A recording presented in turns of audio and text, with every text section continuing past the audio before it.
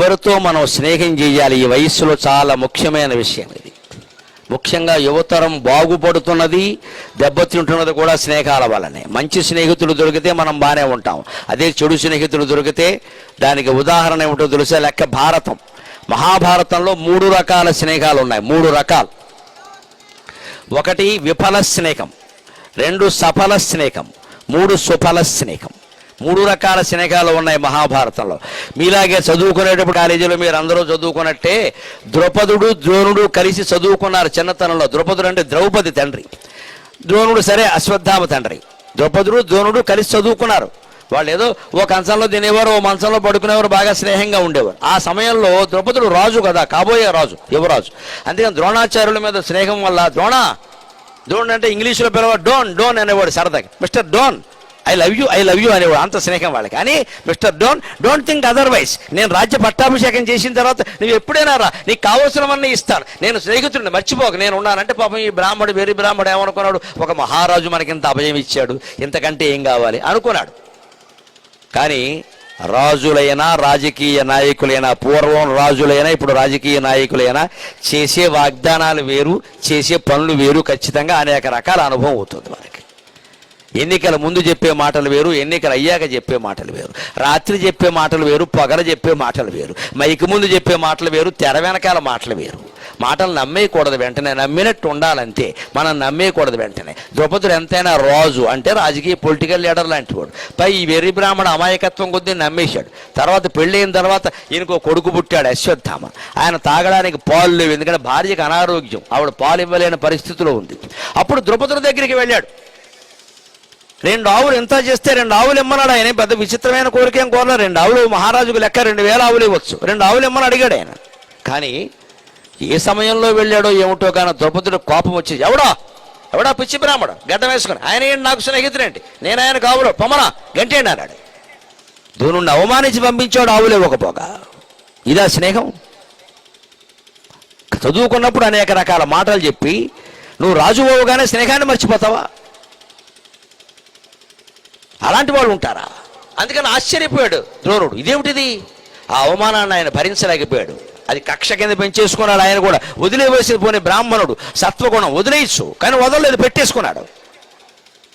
దాన్ని పెట్టుకుని ఆయన ఎంతవరకు వెళ్ళాడంటే, తర్వాత కౌరవ పాండవులు విద్యార్థులు విద్య నేర్చుకున్నాక అర్జునుడు వచ్చి మీకేం గురుదక్షిణ కావాలి అంటే ద్రౌపదుడిని బంధించి తీసుకురమ్మన్నాడు. అంత అవసరమా అండి ఈయనకి? దీన్నే ఓవర్ యాక్షన్ అంటారు. 2 ఆవులు కావాలంటే ఆవులు ఇమ్మంటే దానం ఇస్తారు. నీకు ఎందుకు వచ్చింది? ఇక్కడ పుష్కరాల్లో నిలబడితే 10 ఆవులు ఇస్తారు.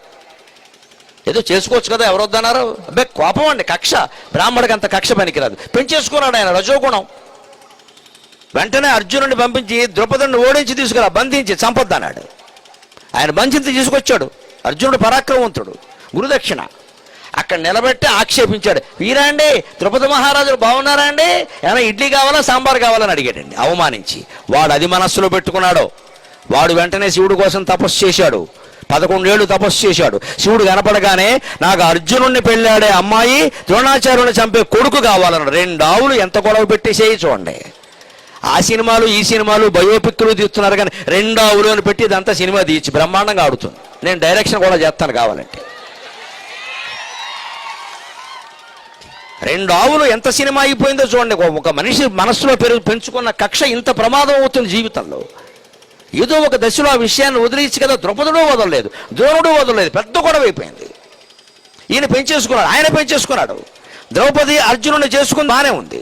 ఆవిడకి ఇంకా పరిస్థితి కొద్దీ 5గురు చేసుకోవచ్చు, అదంతా వేరే విషయం. అది దృష్టోద్యుమ్నుడు చివరికి యుద్ధ రంగంలో ద్రోణుని చంపగలిగాడు ఆయన. పైగా ద్రోణుడు అస్త్ర సన్యాసం చేసి కింద కూర్చుని జపం చేసుకుంటుంటే జుట్టట్టుకుని అడ్డంగా నరికేశాడు. ఏ ధర్మం ఆలోచించలేదు. ఎవడు ఎందుకోసం పుట్టాడో ఆ పని చేసి తీరతాడు. ఇంకా ఆశ్చర్యకరం, ద్రోణాచార్యుడికి ఆ కక్ష అంతటితో కూడా పోలా. ఆయన చనిపోయే ముందు రోజుని దుర్యోధనుని పిలిచి చెబుతాడు, రేపు 15వ రోజు యుద్ధం, నేను తిరిగి వస్తానని నమ్మకం లేదు, నేను పోవచ్చు బహుశా, కానీ మా అశ్వత్థామకి చెప్పు, పాండవుల్ని గెలిచినా గెలవకపోయినా ద్రౌపదుడికి సంబంధించిన వాళ్ళు మాత్రం ఎవరు బతకద్దు, వాళ్ళందరూ చంపేయమన్నట్టాడు. ఇంత కక్ష అవసరమా అండి? అందుకే 2 ఆవులు బ్రహ్మాండంగా సినిమాలు తీస్తూ ఉంటారే, ఫ్యాక్షనిస్ట్ సినిమాలన్నీ తీసి రకరకాల సంచలనాలు సృష్టిస్తున్నారే మహానుభావులు. వారికి నా సలహా, 2 ఆవులని సినిమా తీయండి, దేశం బాగుంటుంది. కక్ష పెంచుకుంటే మనుషులు ఏమవుతారో తెలుస్తుంది. ఇంత పెరిగిపోయింది. ద్రౌపద ద్రోణుడు విఫల స్నేహం. స్నేహం చేయగానే సరిపోలా, ఆడిన మాట నిలబెట్టుకోవాలి. ఒకవేళ స్నేహితుడు మాట తప్పినా మనం ప్రశాంతంగా పక్కకి వెళ్ళిపోవాలి. ఎందుకు అంత కక్ష దేనికి? మన జీవితం పాడైపోయింది కదా.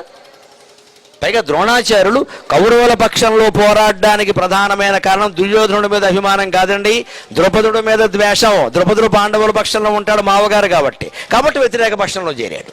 అంతవరకు వెళ్ళిపోయిందండి. మొత్తం రాజకీయ నాయకుడు చూడండి, ఈయనకి టికెట్ ఇచ్చారు, వెంటనే ఆ టికెట్ ఆశించేవాడు ఏమవుతాడు? వేరే పార్టీలో చేరిపోతాడు. అందుకే భారతం చూస్తే వేరే రాజకీయం చూడక్కల్లా, ఇదంతా అక్కడే ఉంది. ఇది మొత్తం సినిమా. ఇది విఫల స్నేహం. అందుకే విద్యార్థులు విఫల స్నేహాలు చేయకూడదు, చెప్పిన మాటలు నమ్మేయద్దు. భారతంలో సఫల స్నేహం ఉంది. సఫల స్నేహం అంటే తెలుసా? జీవితాంతం కొనసాగే స్నేహం. మంచి చెడ్డలు పక్కనెడితే స్నేహానికి ప్రత్యేకలు కర్ణ దుర్యోధనులు అనేదిగా. కర్ణుడు దుర్యోధనుడు ఇద్దరిది గొప్ప స్నేహం అండి. ఒక్క అపార్థం ఎప్పుడూ కర్ణుడికి రాలేదు, ఒక్క అపార్థం దుర్యోధనుడికి కూడా రాలేదు. ఎంత స్నేహంగా వాళ్ళు ఉన్నారు అంటే, దుర్యోధనుడు లేనప్పుడు ఒకసారి కర్ణుడు వెళ్ళాట ఆ మందిరానికి, రాజమందిరానికి. అక్కడ వెడితే దుర్యోధనుడు లేడు. ఆయన వెళ్ళిపోదాం అనుకుంటుంటే భానుమతీదేవి బాగుండదు, భర్త గారికి స్నేహితుడు కదా అని, ఇప్పుడే వస్తా అన్నారు కూర్చోండి అని ఒక ఆసనం చూపించింది. కూర్చున్నాడు. ఆ సమయంలో దుర్యోధనుడి భార్య భానుమతి చెలికత్తె కలిసి చదరంగం వాడుతున్నారు మంచం మీద కూర్చొని. కర్ణుడికి చదరంగం అంటే చాలా ఇష్టం. కొన్ని ఇష్టాలే మన కొంపలు ముంచేస్తాయి. ఆ చదరంగం అంటే ఇష్టం కారణంగా ఆయన ఏం చేశాడు? చెలికెత్తి పక్కన చేరాడు. మరి భానుమతి పక్కన చేరితే బాగుండదు కదా. చెలికెత్తి పక్కన చేరాడు, కూర్చున్నాడు. క్రమంగా ఆవిడకి ఆట నేర్పుతున్నాడు. ఆ ఎత్తులన్నీ ఈయనే వేస్తున్నాడు. ఈ లోపు దుర్యోధనుడు పైకి వస్తున్నాడు. గమనించలేదు, ఆట తమకంలో ఉండిపోయాడు పాపం.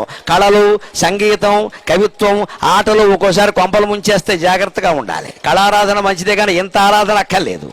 ఈయన ఆట వ్యామోహంలో పడి చెలికెత్తి పక్కన చేరి భానుమతితో ఆట ఆడుతూ ఎత్తులేస్తున్నాడు. అందులో భానుమతి ఓడిపోయే పరిస్థితి వచ్చింది. కానీ ఆవిడ టక్కుమని మంచం నుంచి దిగింది. ఎందుకంటే ఓడిపోయినందుకు కాదు, దుర్యోధనుడు వచ్చాడు అక్కడి నుంచి.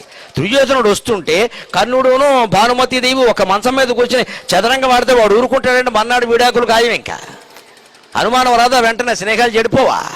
అందుకని దుర్యోధనుడికి ఎక్కడ అనుమానం వస్తుందో అనవసరంగా శంకిస్తాడు. అసలే కుళ్ళుపోతు బుద్ధి కదా. ఎందుకు వచ్చిన గొడవ? ఆవిడ దూకితే ఈ కర్ణుడికి తెలియక వెంటనే వడ్డాణం దగ్గర పట్టుకున్నాడు, నడుం దగ్గర పట్టుకుని లాగాడండి. ఓడిపోయానని వెళ్ళిపోతున్నావా అన్నాడు. ఇంతకంటే ఘోరం ఉందా? స్నేహితుడు భార్య వడ్డాణం దగ్గర పట్టుకుని, నడుము దగ్గర పట్టుకుని లాగుతావా? ఇంతకంటే అనుమానానికి ఆస్కారం వేరే ఏదైనా ఉందా? మీరిద్దరూ ఎంతకాలంగా ఎలా ఉన్నారని దుర్యోధనుడు అడిగితే వీళ్ళ దగ్గర జవాబు ఉందా? ఆ స్థితిలో ఆశ్చర్యకరంగా దుర్యోధన మహారాజు జీవితంలో ఎన్ని చెడ్డ పనులు చేసినా, ఎన్ని మాయలు చేసినా ఈ విషయంలో స్నేహానికి నిలబడ్డారండి. వణికిపోయింది భానుమతి, వణికిపోయింది, అయిపోయిందిరా నా పని. సాయంత్రానికి కర్ణుడికి నాకు ఉరిశిక్ష ఖాయం అనుకుంది. ఆ స్థితిలో ఆ వడ్డాణం జారిపోయి దానికి ఉండే మణులు, రత్నాలు, పూసలు అన్నీ చెల్లా చెదురై ఇలా పడిపోయి ఉంటే వెంటనే దుర్యోధనుడు వచ్చి పంచె పైకి కట్టుకుని లాక్కుని ఆ ముత్యాలు, మణులు అన్నీ ఏరి దోషుట్లో పోసుకుని భానుమతీదేవి దగ్గరికి వెళ్ళి, మా మిత్రుడు పొరపాటు చేశాడు, మన్నించండి మహారాణి అన్నాడు. అది దుర్యోధనుని యొక్క స్నేహం. అపార్థానికి తావు లేకుండా తెరదించేశాడు. వెంటనే అక్కడ మా మిత్రుడు పొరపాటు చేశాడు, మన్నించండి మహారాణి అన్నాడు. వెంటనే కర్ణుడు మనస్సు కరిగిపోయి జీవితాంతం కృతజ్ఞతగా ఉంది.